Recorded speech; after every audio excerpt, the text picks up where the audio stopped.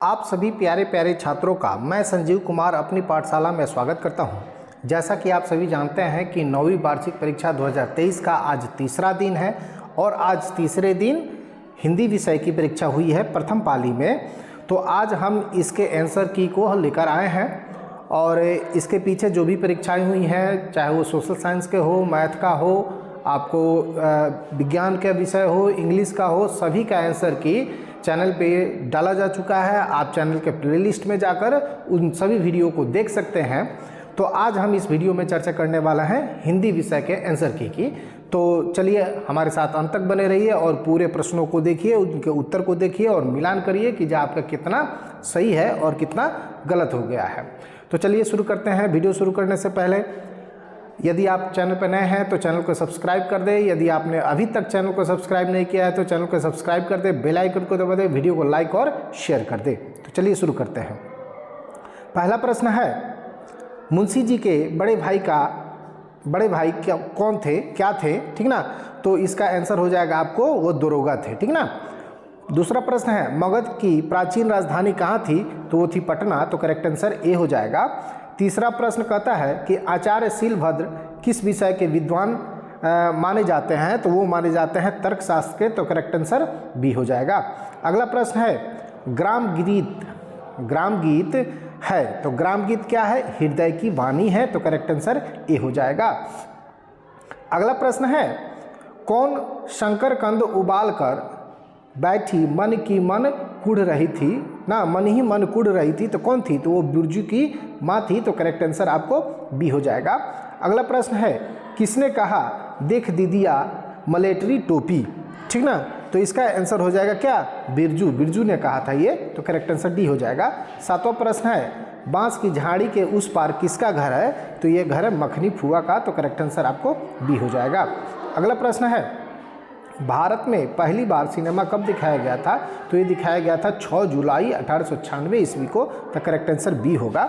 अगला प्रश्न है 9 नंबर कि बोलने में साधारण आदमी के अनुपात में 3 गुना समय कौन लेता था, तो वो लेता था अष्टावक्र। तो करेक्ट आंसर आपको बी हो जाएगा। अगला प्रश्न है, अष्टावक्र शीर्षक पाठ में नर्स ने किसे पुकारा था, तो वो पुकारा था आपको माँ को। तो करेक्ट आंसर डी होगा। अगला प्रश्न है 11 नंबर, टोल्स्टॉय के घर में शीर्षक पाठ के अनुसार लेखक किसके साथ यासनाया पोलियाना के लिए खाना हुए, तो ये इसका आंसर हो जाएगा आपको, इसका आंसर आप कमेंट में करिएगा, ठीक है। अगला प्रश्न है, गोवा चेरापूंजी की वर्षा की तरह मरुभूमि में क्या बरसाता है, तो सूरज। करेक्ट आंसर डी हो जाएगा। आपको अगला प्रश्न है, जसढोल का क्या अर्थ है, तो जसढोल का जो अर्थ है आलोचना करना, ठीक ना। तो करेक्ट आंसर बी हो जाएगा। अगला प्रश्न है 14 नंबर, जिसमें मनोबल है, आत्मबल है, शारीरिक बल है और दूसरे किस्म के बल है, उसे यात्रा करने में, ठीक ना, तो क्या नहीं हो सकता है, तो सभी कोई रोक सकता है, कोई नहीं रोक सकता, कोई भी रोक सकता है, कोई नहीं रोक सकता। करेक्ट आंसर भी होगा। भारतीय रेलें हमें, ठीक ना, तो भारतीय रेलें हमें क्या बनाती हैं, हमें दयालु बनाती हैं। करेक्ट आंसर बी होगा। अगला प्रश्न है 16 नंबर, निबंध लेखन का सही ज्ञान होने के कारण छात्र परीक्षा के दिनों में कहाँ भटकते हैं, ठीक ना। तो इसका करेक्ट आंसर हो जाएगा शिक्षक ज्योतिषियों की तलाश में। तो करेक्ट आंसर सी होगा।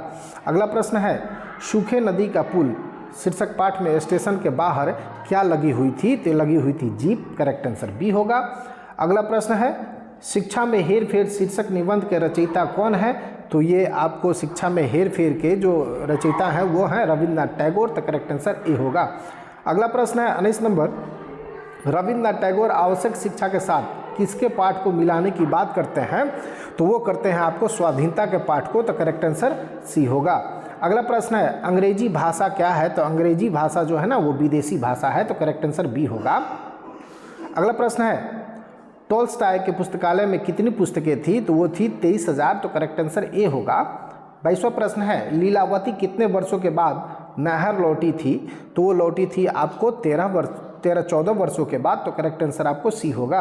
अगला प्रश्न है, बाल्यकाल की शिक्षा में भाषा के साथ भाव नहीं होता, यह जो किस पंक्ति की है पाठ की पंक्ति है तो यह है शिक्षा के हेर फेर, जिसके लेखक आपको रविन्द्रनाथ टैगोर है।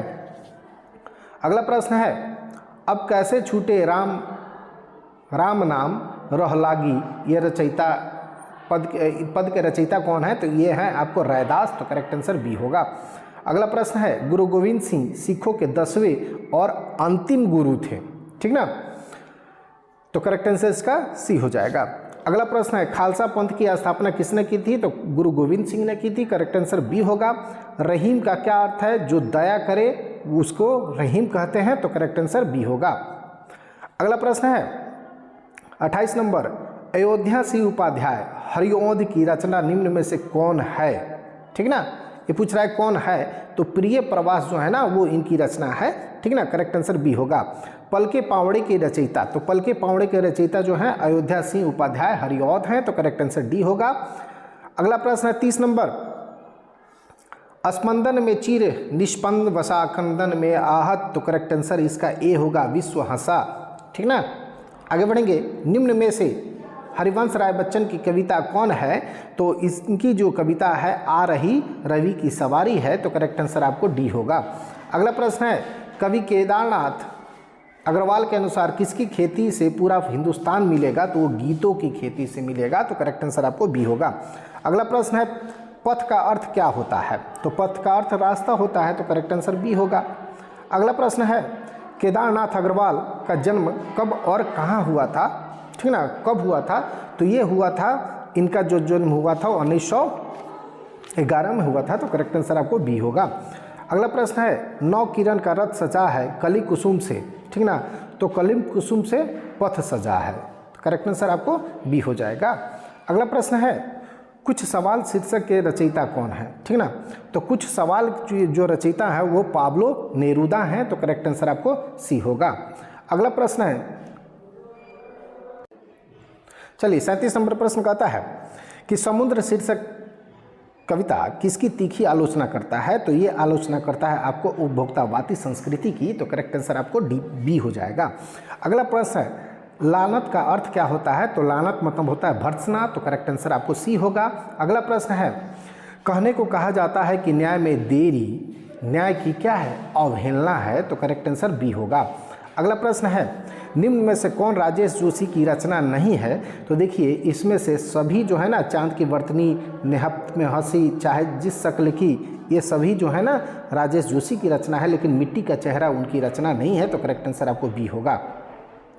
अगला प्रश्न है 41 नंबर, दीप बुझे हैं जिन आँखों के उन आँखों को क्या मिलेगा? तो ज्ञान मिलेगा, तो करेक्ट आंसर आपको ए हो जाएगा। अगला प्रश्न है, कवि क्या पार करने से बच्चों को रोकने के लिए कहते हैं? तो सड़क पार करने से रोकने के लिए कहते हैं, तो करेक्ट आंसर आपको बी हो जाएगा। अगला प्रश्न है 43 नंबर, नीमो की मौत पर शीर्षक कविता किसकी रचना है? तो यह है विजय कुमार की, तो करेक्ट आंसर आपको सी हो जाएगा। अगला प्रश्न है, यदि सारी नदियाँ मीठी हैं तो समुद्र अपना नमक कहाँ से लाता है? यह पंक्ति किस कविता से उद्धृत है? तो यह है कुछ सवाल से, तो करेक्ट आंसर आपको डी हो जाएगा। अगला प्रश्न है, सालों साल किसने चिट्ठी नहीं लिखी अम्मा को? तो निम्मी ने नहीं लिखी थी, तो करेक्ट आंसर आपको ए हो जाएगा। अगला प्रश्न है, नाचरी गीत कहाँ की मोहक परंपरा है? तो यह है आपको मिथिला की, तो करेक्ट आंसर सी होगा। अगला प्रश्न है, बिहार में प्रचलित 2 गीतों को कितने मुख्य भागों में बांटा गया है? तो 5 भागों में बांटा गया है, तो करेक्ट आंसर डी हो जाएगा।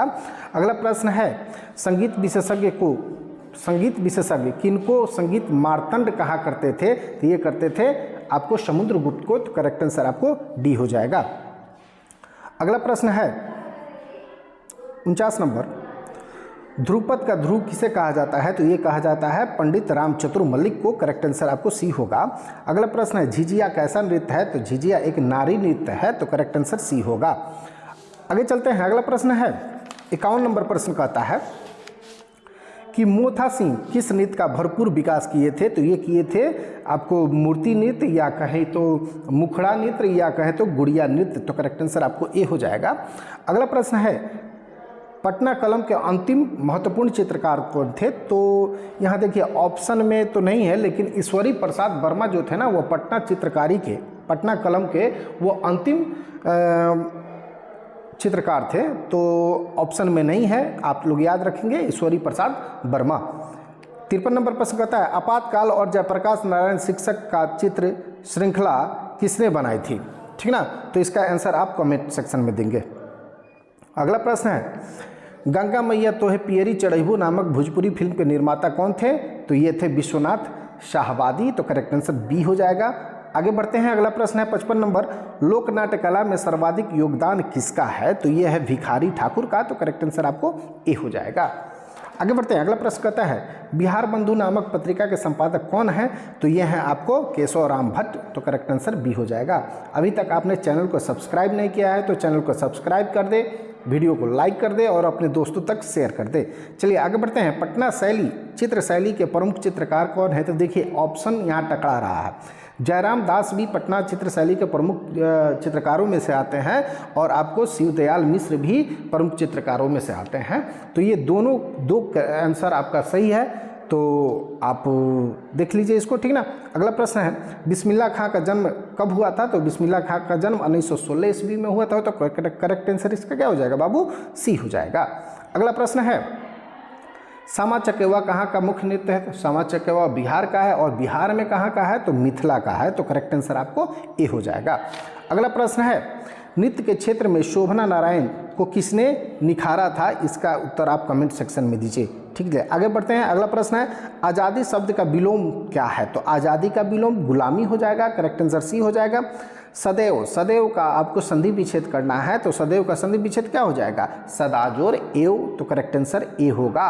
अगला प्रश्न है पा का उच्चारण कहाँ से, उच्चारण स्थान क्या है, तो पा का उच्चारण स्थान आपको ऊँट है, ठीक ना, तो करेक्ट आंसर आपको बी हो जाएगा। अगला प्रश्न है निम्न में शुद्ध वर्तनी क्या है, तो पत्नी जो है ना, पत्नी का ये बी वाला ये सही है आपको। अंधा बनाना मुहावरे का अर्थ है आपको अंधा बनाना यानी क्या करना, चाल चलना, विवेक भ्रष्ट होना, धोखा देना, ये आपको क्या हो जाएगा, अंधा बनाना यानी धोखा देना, ठीक ना, करेक्ट आंसर आपको डी होगा। 66 है, 66 नंबर प्रश्न कहता है जिसकी उपमा न हो ना, जिसकी उपमा ना हो से अनुपम कहते हैं, तो करेक्ट आंसर आपको डी होगा। आगे बढ़ते हैं, अगला प्रश्न कहता है कि कागज का विशेषण क्या है, तो कागज का विशेषण आपको कागजी हो जाएगा, करेक्ट आंसर आपको ए होगा। आगे बढ़ते हैं, अगला प्रश्न है निम्न में से तत्सम शब्द कौन है, तो तत्सम कौन है, तत्सम संध्या है, ठीक ना। आगे बढ़ेंगे, अगला प्रश्न है कारक के कितने भेद होते हैं, तो कारक के आपको 8 भेद होते हैं, करेक्ट आंसर बी होगा।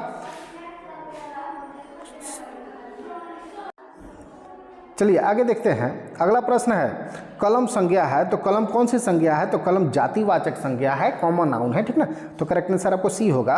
अगला प्रश्न है सेना शब्द है, तो सेना स्त्रीलिंग है, करेक्ट आंसर ए होगा। सर्वनाम के कितने भेद होते हैं, तो सर्वनाम के 6 भेद होते हैं, तो करेक्ट आंसर बी हो जाएगा। अगला प्रश्न है अध्यापक का स्त्रीलिंग रूप क्या है, तो अध्यापक का हो जाएगा अध्यापिका, तो करेक्ट आंसर बी होगा। हम खा चुके इस किस वाक्य का उदाहरण है, तो हम खा चुके ये एक सरल वाक्य है, तो करेक्ट आंसर बी होगा। निबंध शब्द में उपसर्ग है नी, करेक्ट आंसर आपको बी होगा। अगला प्रश्न है भूत शब्द में प्रत्यय है, तो भूत शब्द में क्यत प्रत्यय है, तो करेक्ट आंसर डी होगा। निधड़क में कौन सा समास है, तो निधड़क में आपको अव्ययी भाव है, तो करेक्ट आंसर बी होगा। अगला प्रश्न कहता है कि प जोड़ अ जोड़ र जोड़ ओ जोड़ क जोड़ स जोड़ अ इन ध्वनियों के मेल से बना शब्द क्या है, तो इन ध्वनियों को जब मिलाएंगे तो बनेगा प्रोक्ष, तो करेक्ट आंसर ए होगा। अगला प्रश्न है त्रिभुज शब्द समास है, तो त्रिभुज शब्द जो है ना कौन सा समास है, तो ये है द्विगु समास, तो करेक्ट आंसर डी हो जाएगा। काल के कितने भेद होते हैं, काल के 3 भेद होते हैं, करेक्ट आंसर सी। आगे बढ़ेंगे, अगला प्रश्न है समास शब्द का विलोम, तो समास का क्या हो जाएगा, व्यास हो जाएगा, करेक्ट आंसर डी। बनावट के विचार से शब्द के कितने भेद होते हैं, तो बनावट के हिसाब से शब्द के 3 भेद होते हैं, तो करेक्ट आंसर आपको डी होगा। अगला प्रश्न है ध्वनियों के मेल से बने सार्थक वर्ण समुदाय को क्या कहते हैं, तो इसको कहते हैं शब्द, तो करेक्ट आंसर डी होगा। अगला आगे बढ़ते हैं, अगला प्रश्न है मैं पढ़ूंगा किस काल का उदाहरण है, तो यह तो आप सभी जानते हैं कि मैं पढ़ूंगा यानी भविष्य काल, तो करेक्ट आंसर बी होगा। कौन खा रहा है किस सर्वनाम का उदाहरण है, तो यह है अनिश्चयवाचक का, करेक्ट आंसर आपको सी होगा। आगे बढ़ेंगे। अगला प्रश्न कहता है द्रव्यवाचक संज्ञा का उदाहरण क्या है जिसे नापा या तोला जा सके? करेक्ट आंसर बी होगा। आगे बढ़ेंगे। अड़ा का उच्चारण स्थान, अड़ा का उच्चारण स्थान आपको मूर्धा है, ठीक ना। करेक्ट आंसर आपको ए होगा। आगे बढ़ेंगे। अगला प्रश्न कहता है महेंद्र का संधि विच्छेद, तो महेंद्र का होगा मही जोड़ इंद्र, करेक्ट आंसर बी होगा। हमारे देश भारत में भाषा कितने रूप में मिलते हैं? तो देखिए भाषा तो हमारे भारत में विभिन्नताओं का देश है। भाषा में या वेशभूषा में हम अनेक प्रकार से अलग अलग हैं। वैसे संविधान के द्वारा 22 भाषाओं को मान्यता मिली है, लेकिन इसका आप लोग कमेंट करिएगा इसका आंसर क्या होना चाहिए, ठीक ना। आगे बढ़ेंगे। अगला प्रश्न है गुरु ने शिष्य को शिक्षा दी, रेखांकित शब्द किस कारक का उदाहरण है? तो ये है कर्ता, करेक्ट आंसर ए होगा। अगला प्रश्न है 91 नंबर प्रश्न कहता है कि अनुस्वार क्या है? तो अनुस्वार एक व्यंजन है, तो करेक्ट आंसर आपको बी होगा। अगला प्रश्न है जिस स्वर के उच्चारण में 3 गुना समय लगे उसे क्या कहते हैं? उसको प्लुत स्वर कहते हैं, प्लुत स्वर कहते हैं। आगे बढ़ते हैं। 2 पर्णों के मेल से होने वाले विकार को क्या कहते हैं? तो संधि कहते हैं, करेक्ट आंसर ए। 94 नंबर प्रश्न कहता है निम्नलिखित में से कौन शब्द शुद्ध है? तो हिंदू शुद्ध है, करेक्ट आंसर ए। विसर्ग संधि का उदाहरण है, ठीक ना। तो विसर्ग संधि का उदाहरण निह जोर फल, करेक्ट आंसर बी होगा। आगे बढ़ेंगे। अगला प्रश्न है मिठास शब्द संज्ञा है, तो मिठास जो है ना क्या है? आपको भाववाचक है, करेक्ट आंसर ए हो जाएगा। भिक्षा शब्द क्या है? तो भिक्षा शब्द जो है तत्सम है, करेक्ट आंसर ए होगा। 98 कहता है आरोप शब्द क्या है? तो आरोप शब्द जो है ना पुल्लिंग है, करेक्ट आंसर बी हो जाएगा। आगे बढ़ेंगे। आँख का पर्यायवाची, ठीक ना, सिनोनिम्स, तो क्या हो जाएगा आपको? डी नयन हो जाएगा। आप भला तो जग भला किस सर्वनाम का उदाहरण है? तो ये हो जाएगा निश्चयवाचक सर्वनाम, ठीक ना।